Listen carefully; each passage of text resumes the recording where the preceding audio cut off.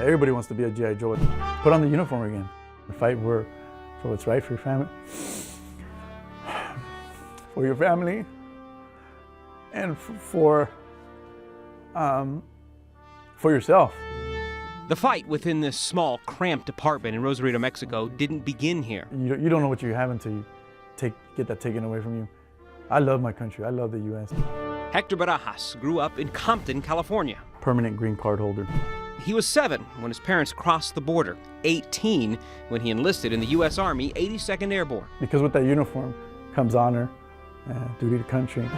After 6 years, an honorable discharge, but life after the battlefield brought its own troubles. I struggle with a lot of things. Barajas had a drug and alcohol problem, and on Christmas Eve 2001, he was arrested for his involvement in a car-to-car shooting.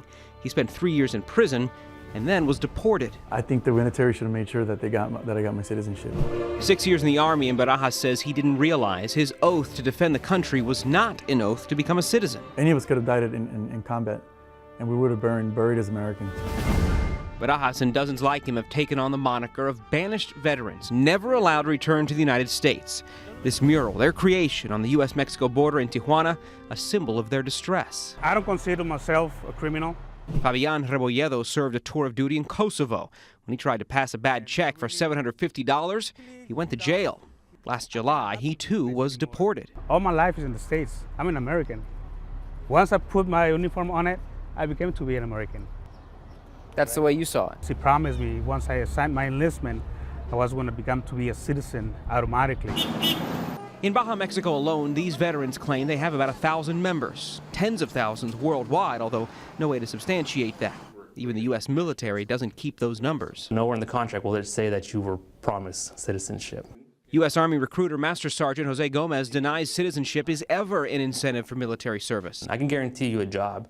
I can guarantee you college money. I had the green card. I basically went through the process. Captain Theodore Flestado says it was part of his duty to complete the process himself. You chose to serve this country. You chose to fight for it. And he said, hey, you can apply now. There is one way that these banished veterans can come back to the U.S. legally and with full military honors. It's if they die. They're allowed to be buried at a national cemetery, just like this one. Old Glory draped on my coffin because I'm very proud of my service. Pride is evident among them. Hector Barajas served a tour in Vietnam and showed us proof of his medals. A drug conviction pushed him out of the U.S., and yet without an act of Congress, they remain. A feeling of betrayal by a motto of leave no man behind when Uncle Sam closed the door. Nobody's perfect, no country's perfect, but something about the U.S. is that we always go back to changing things the way it's supposed to be done, or something, especially if it's the right cause. And I feel that's going to happen for us because we're Americans.